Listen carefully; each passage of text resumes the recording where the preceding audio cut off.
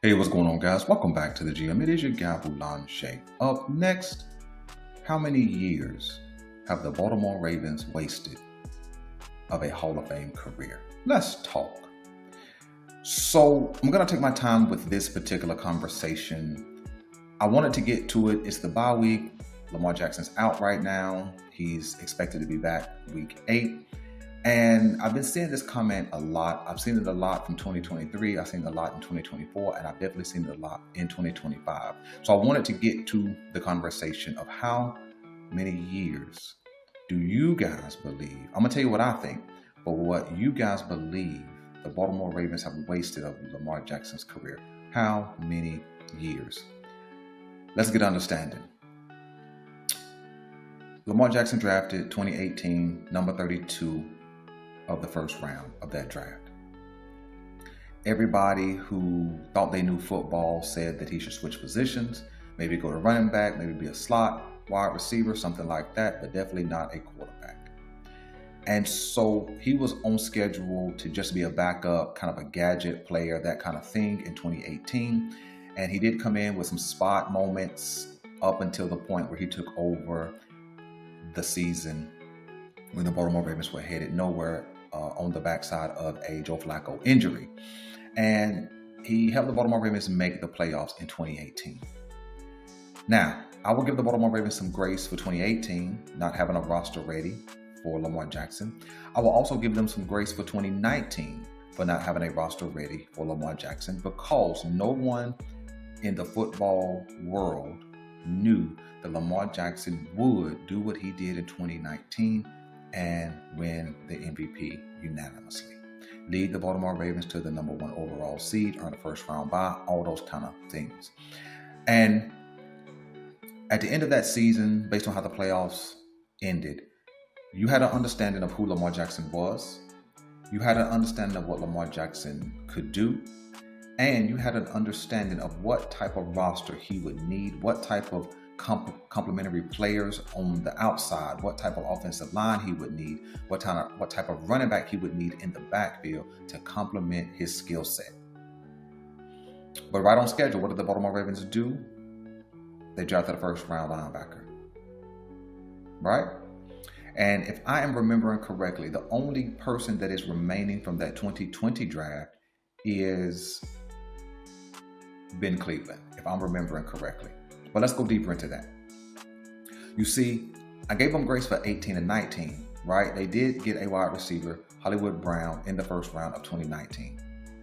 But I gave them grace for those 2 seasons because they did not know what they had. After you know what you have, you are supposed to build around that player, especially when he is on his rookie deal. He's never going to be more cheaper than when he's on his rookie deal. When he's already won an MVP, that being Lamar Jackson, when he's already an MVP, you know his salary is going to begin to elevate based on what he's already done, right?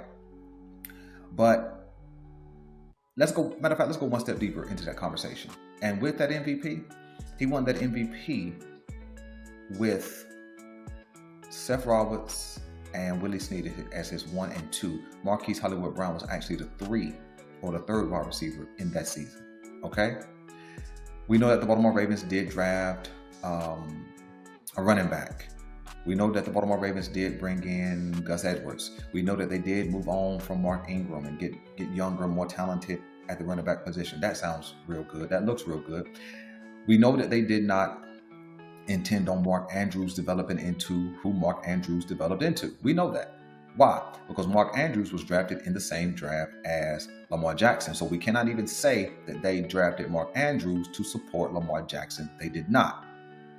All right? And so I think 2020 would have been the first year that they wasted. And I'm going to point to something that will prove waste.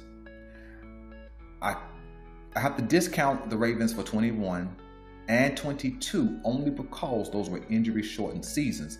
But they did not do anything in those seasons that would have helped a growing and developing superstar. They didn't. They didn't go first round left tackle. They didn't go first round right tackle. They didn't go first round left guard. They didn't go first round right guard, nor did they do that in the second round either. So here we are, 2019, 2020, 2021, and 2022, no offensive lineman to support your franchise quarterback who already has an MVP in his pocket. What did they already know? They already knew that Ronnie Stanley had got paid and got immediately hurt after getting paid. He was hurt, I think, in the 2020 season. He was hurt in the 2021 season, just like everybody else on the Baltimore Ravens roster. He was also hurt in the 2022 season, and he was on a pitch count in the 2023 season. Okay? So we already knew that who was going to be protecting Lamar Jackson's blind side was now injury prone. But the Baltimore Ravens did not see fit with going high-end offensive line talent in 2020, 21, 22, and even 23. Okay? And so I'm gonna credit them for, hey, 2020 was a wasted season, right? Because they did not bring in a high-end wide receiver. They did not bring in any high-end offensive line talent, and they continue to try and address the defense. And I get it. The Baltimore Ravens historically have been known to be a defensive team, but when you have that guy at quarterback, you are supposed to build around him while he's still young and cheap. All right? 2023, I've called it a wasted season. Because although they drafted Marquise Hollywood Brown, not Hollywood Brown. Actually, I'm going to say that 2022 was a wasted season as well, because that's the year they traded Hollywood Brown. You don't trade away your number one wide receiver and do not replace him. And that's what they did. They traded away Hollywood Brown and did not replace him. So even though Lamar Jackson got hurt in that season, I'm still calling it a wasted season because you took away what had worked well the year before. 2023, I think, was also a wasted season. Although they drafted Zay Flowers. Zay Flowers is an unproven commodity. At the time, you had another first rounder on the roster in Rashad Bateman, who had not proven anything because he had stayed injured. Okay? They did bring in Odell Beckham Jr. on a $15 million deal, but if you remember, that was late in free agency after all of the better wide receivers were already gone. Now, the Baltimore Ravens had an elite defense in 2023, but they still had that same raggedy offensive line, and they still had a subpar, what I called at that time a bottom 10 wide receiving group. And when you don't continue to support your number one franchise level quarterback, you're wasting his career. I think 2024 was another wasted season. You had Zay, you had Bate, but again, Bate was still unproven going into 2024. And then Zay was unproven because all he had was 1 year in the league. Yes, you brought in Derrick Henry, but you still did not upgrade. Yes, you drafted Roger Rosengarten, but he's a second-round right tackle who was unproven, who did not come into the season as a starter, and you replaced 3 of your 5 starters from the previous season. You didn't go elite talent. You didn't go upgrade the talent. You went down in talent because you drafted a 6th-round guy, Andrew Voorhees, who was injured, and you were going with an unproven Daniel Falele. You see, the reason why I called these wasted seasons, and then 2025 is going to end up being a wasted season, because you leaned into the same exact thing, cheap and uninterested in building an offensive line that you did every other year. Think about what I'm going to say. From the time that Lamar Jackson won the league MVP the first time, you've had how many drafts? 2020, 21, 22, 23, 24, and 25. You've had 6 drafts. At minimum, you've had 6 first rounders. But we know they had 2 extra first rounders that they drafted in 2022 and 2021. So you had 8 first round picks, none of them left tackles, right tackles, or interior offensive linemen. You've had at least 6 second rounders, no 5 because one of them you traded away from Roquan. You've had at least 5 second round picks only one of them a right tackle.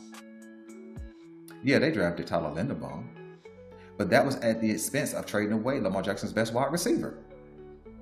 So the years that have been wasted, I'm saying it's going to be for 2020, 2022, 2023, 2024, and it looks like 2025. So 5 of his 8 years in a Baltimore Ravens uniform looks like a waste. Now, why would I call it a waste? Because I'm comparatively having this discussion with what other teams have done with, 1, less talented quarterbacks, and 2, guys who are proven in their organizations, and they decided, let's build around them. Let's go with the 2018 draft class. Let's go with, there was Baker, Josh Allen, and Lamar Jackson of notable names. Okay? Baker Mayfield walked into a really good offensive line, and right on schedule, they said, hey, let's go get Odell. Let's not just go get Odell, let's draft him, David Njoku, a really good tight end. And let's not just do that, let's go pick up Jarvis Landry, who was past his prime, but still a serviceable wide receiver. And during Baker's time, they continued to try and put talent around him, including Nick Chubb. Sounds like they made an effort to support Baker. Let's go up north to Josh Allen. Okay? Josh Allen, right on schedule, they said, let's go get Stephon Diggs. Let's get him a number 1.